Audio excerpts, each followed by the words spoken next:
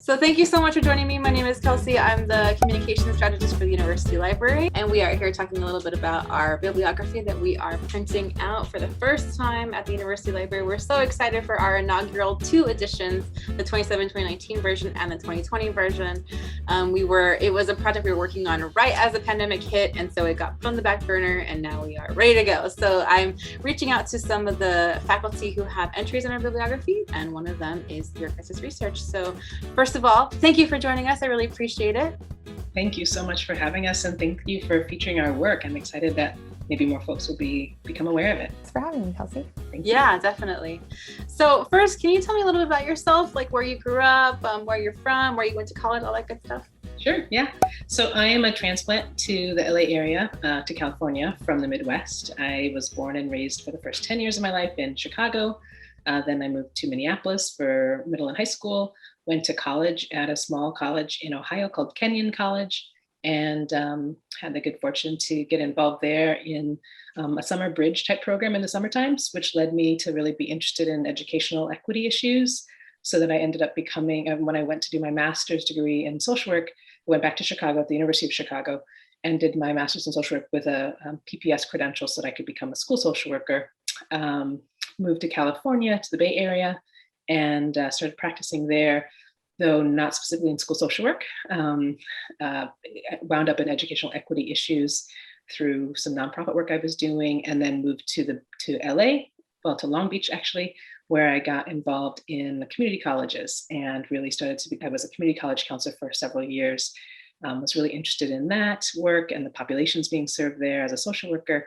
I was specifically working for the EOPS program, and then decided several years after working there to come work at Cal State LA. And so I started working at Cal State LA with our Gear Up program, which is a pipeline program and educational pipeline program, and then ended up at Cal State LA, the School of Social Work and Field Education, and then finally went back to do my doctorate in higher education leadership at Long Beach. So that's a quick nutshell. So this is my 8th year at Cal State LA, and that means I've been living in Los Angeles for now almost 8 years, and this is the longest I've ever lived anywhere in my life in a row. So I grew up an Army brat, which I think actually is kind of significant to how I came to this work with Tasha and, what we'll talk about, with this article. But I grew up an Army brat. I was actually born up near Salinas at a decommissioned Army base that is now Cal State Monterey Bay. So I tell my students that I was actually destined to be their professor because I was born on what is now a Cal State campus. But I only lived in California until I was 3, and then we moved around a lot. My family is now all on the East Coast, but I moved to California from Minnesota, and that is where I did my graduate work. And then I came to Los Angeles, and now I'm here. That is an amazing intro about being born at a Cal State campus. Yeah. Love that. Oh my gosh, I love that. And I think I mentioned before too, I live about 3 miles from campus too. So now I live really close to Cal State LA. Just can't get enough of the Cal States. Okay, so tell us a little bit about the journal article or what it is that you have in our bibliography. The piece that you're featuring really is an intersection of work that I was really interested in for my doctorate, which was related to the experiences of Black women from community colleges in education abroad. So how does that get to Cal State LA and our specific piece? Because I was using an intersectionality lens and sort of looking at the experiences of Black students and Black women in particular in higher education, in the international education, that really translated well to thinking about, and thanks to my colleague and friend Allison Mattheis, we started to think, is studying abroad is being a Black student on an HSI campus like Cal State LA somewhat like studying abroad if you are in the minority as a person of color? You can go as a Black woman to anywhere in the world, and you might, once again, experience that same type of, might you experience something like that in a Cal State system like Cal State LA? And sure enough, we decided to go about it by, because of the anecdotal information we had from all the Black students that we'd had a chance to work with over the years, we thought, let's see if they read these articles that I'd put out already for my dissertation and see what they thought. And sure enough, there was a lot of resonance. And they were like, yes, that feels like similar. And so that's what led us to co-author the piece that you're featuring. Not only is it written by me and Tasha, Dr. Willis, but our co-authors are all Cal State students who have all graduated now, but it was really important to us that their names be included. And particularly because of the nature of this article, which is titled, "I Find Myself Isolated and Alone, Black Women's Experiences of Microaggressions at an Hispanic-Serving Institution." And I'm the only author of this piece that's not a Black woman myself. So I just want to acknowledge that it's really important that all my co-authors get a lot more credit for this piece than I do. I see my role as sort of helping facilitate getting this story out there, but this is not my story, it's their story. And so I just want to honor the experiences of the Black women who I have learned so much from as, friends and scholars and students and colleagues. And that, I think, is what we're trying to do with just getting this piece out. I had read some of the work from her dissertation that looked at the experiences of Black community college women at study abroad. And through some conversations with Tasha and then with Black women students in my own classes and with her students, we basically started to hear some narratives that sounded a lot like the experiences of women in Tasha's dissertations. So in her dissertation research. So originally, the sort of framing of this article was basically that for some Black women at our campus, it's like a study abroad experience. That was where we started. We both had Black women students who we became close to, and talking about their experiences and hearing how they had experienced things that kind of echoed what some of these women in her dissertation research had described about feeling like the only person, the only one. And some of this was taking place in like majority Latinx communities. So like, if you were studying abroad in Central America. So anyway, that was where we started thinking about it. Like, well, Cal State LA is an HSI, it's a minority serving institution, it's a Hispanic serving institution, but unlike many other HSI and MSI designated campuses, we're a majority Latinx and majority person of color campus versus places that are in HSI, but they're just over that like 25% designation. So it is very different. And if you talk to our students, especially Latinx students tend to have a very different feeling about belongingness and how welcoming the campus is compared to our Black students who are underrepresented based on Black population in Los Angeles. And those numbers have been going down. And like many other faculty, Tasha and I are concerned about that. As we started talking, we also thought, we have all these students that are having really similar experiences because they feel isolated. They're the only Black student in their program. They're often the only Black student in class. And we thought maybe it would be like cathartic or good for them to get to meet each other and talk about these experiences. So what we ended up doing was organizing a focus group with all of the students that we'd talked to and inviting them to come and talk about their experiences. And first they read Tasha's work. So they read, I think, a book chapter that she had published previously about her research that was talking about like Black women's experiences in study abroad, concepts like microaggressions and intersectionality. And then we brought them together and organized a focus group and basically just spent several hours talking and letting them talk with each other. Each of us had several students that we'd worked with and that we still had contact with. And there aren't that many, frankly, that I'd had a chance to work with Black women in our classes. I might have one, if one Black student, usually a Black woman in my classes at a time. And so in convening them and actually finding the opportunity for them to be together in the same space, it was just really powerful that they were, and the energy in the room was palpable, that they were like, oh, there's another. And that experience, and I'm not trying to be silly, but like it really, I know the feeling, having been in spaces where I'm the only something, right? And so many of us have had that experience. But as they got together, there was an immediate affinity and an immediate connection, you could sort of feel the like shoulders drop and just be able to relate to each other. And though they're from different disciplines, even across different stages in their academic career, several were undergrads, several were grad students, there was just a real connection. And that was powerful. And we thought, we know we're onto this, it's nothing necessarily novel. We know that Black women and Black students are less populous on our campus, but witnessing their connection when they haven't had a lot of it, or when they may have had it in very discrete spaces. This was another discrete space that they weren't expecting to have it in, and it was really nice for them. So witnessing that was really powerful, because they also really were coming away with a wide range of experiences on our campus. Some were more conscious than others about what was happening. And in the moment when the younger, like less advanced student in terms of age and experience was listening to her older sister, so to speak, she was able to, several were able to say, wow, yeah, you naming that helps me feel validated in my experience. And you putting it in that way helps me know that I'm not crazy. This is really happening, whatever the things are that they were experiencing, whether they be something as internal as monitoring themselves and how they wore their hair so that they'd be taken seriously on our campus, to the external things that were imposed upon them, by faculty or structures that are on our campus. They were all resonant. And to me, that was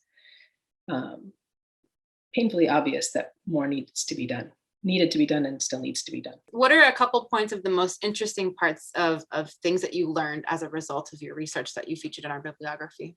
We were really interested in seeing about this under-researched area, right? And there was intuitive ideas that probably lots of people have imagined on our campus before, having witnessed and having been part of a campus that is majority minority, and having witnessed attrition on our campus and some of the issues both within students and faculty. But to be able to actually get some more evidence of that was really interesting. It was helpful to confirm that the same kinds of things were happening here in this context that happened also in PWIs, where it really was pointing out that this was only the second study, I think, that we actually were able, we were only the second study that we found that had looked at specifically Black students in an HSI campus environment. And so seeing that it's really not that different in some ways, and yes, there are differences for certain, but recognizing that, white supremacy and white dominance of culture on an academic campus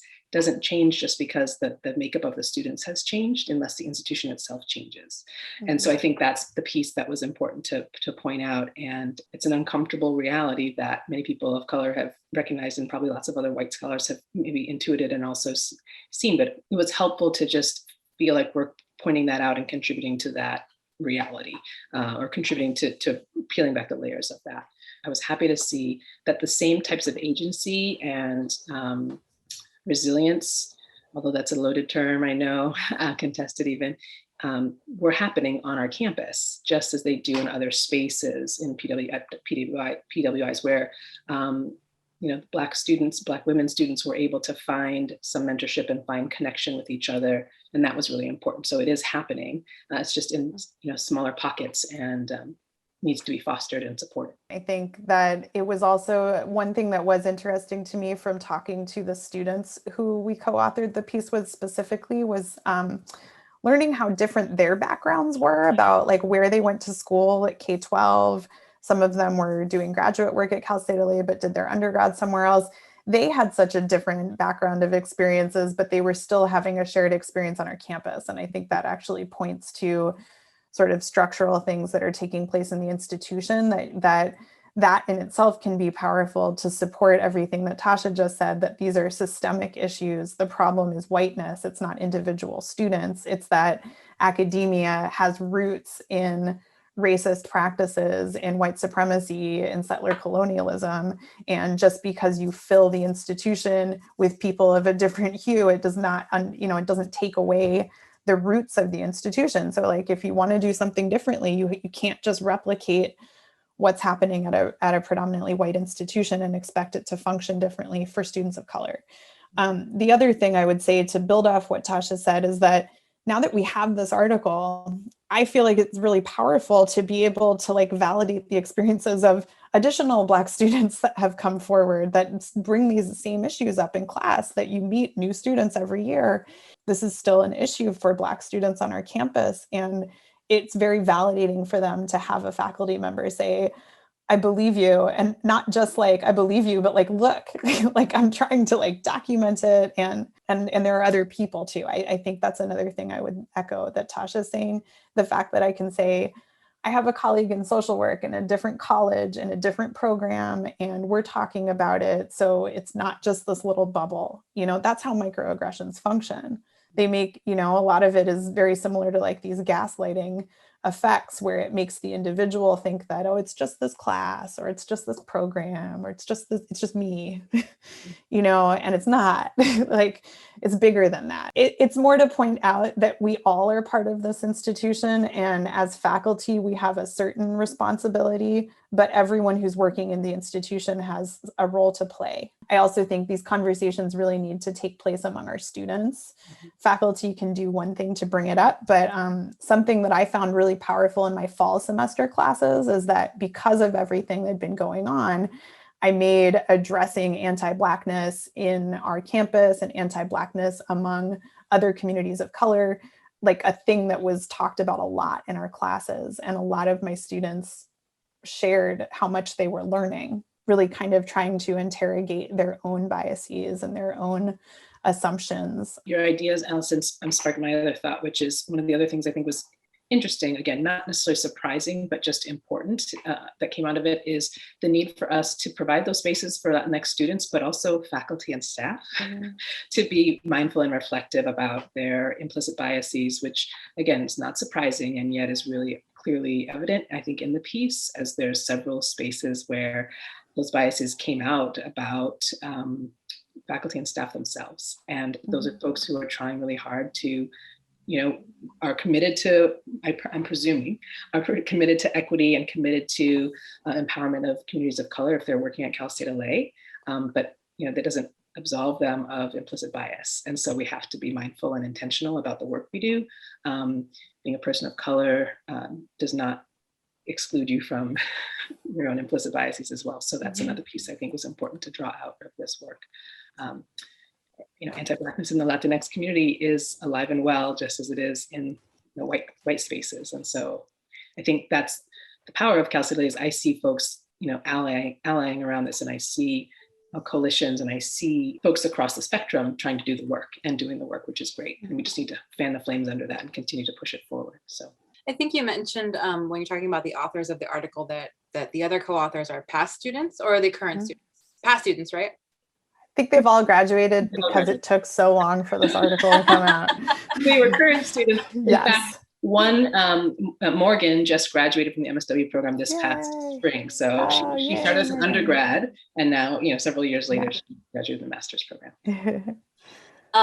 That brings me to think about, I think that's such a fantastic step that you all took in your research. And I know when I was in grad school, I had my professor bring me into their research, and it was such a wonderful feeling to be like, oh, like I feel seen, and I feel respected, and I feel like I'm getting my foot past the student label and into the professional label. And it was a wonderful feeling to have the instructor reach out. So what do you all like best about teaching at Cal State LA? What do you like about our students, our community? What brings you coming back every semester? I would just want to pick up on something Tasha just said, but one way that I answer this question is I feel like I have I'm put in the position to walk the talk on a regular basis. Everything that Tasha said about the responsibility of everyone on our campus to be committed to justice and equity. As a white person in a majority person of color space and at an MSI, I have an extra responsibility to try to disrupt the things that have given me advantage, and not just say, oh, well, I'm here, so I must be a good white person. That's not how it works. I've gained my position in many ways through advantages that other people have not had. And I now have a responsibility to try to dismantle that same system that I may have been advantaged by in order to, be more equitable for the people that I care about and work with every day. And so I feel like if I'm doing my job correctly, then I should be making myself uncomfortable every day. I certainly can't ask my students to be uncomfortable if I'm not going to go there with them. So that's just something I feel like, just as a scholar and a teacher, that's something I appreciate, that I can't just make these things be theoretical and not real. Not that they aren't real in my like everyday life outside of work, but not that everyday life and work are not exactly the same for everyone right now, but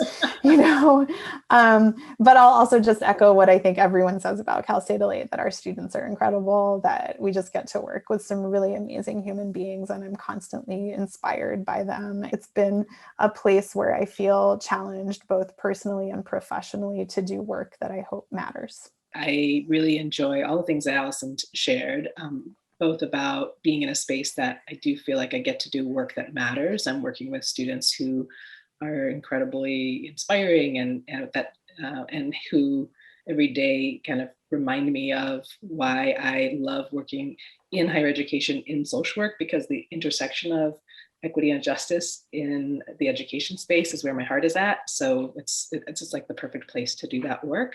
I've really enjoyed getting to see that trajectory, right? So I had Morgan, one of our co-authors, as an undergraduate in the cross-cultural course that we, like the beginner course that we have in social work as an undergrad. Then she came with us to Colombia on the program that Allison and I led.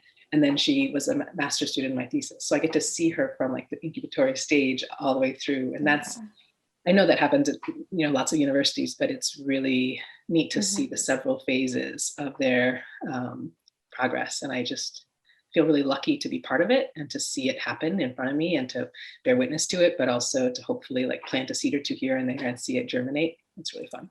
Well, I want to thank you both so much for joining me and discussing more about your work that's featured in our bibliography. I'm really excited to see the publication of it, and I hope everyone checks out your work. Thank you again so much. Thank you so much. Kelsey. Bye.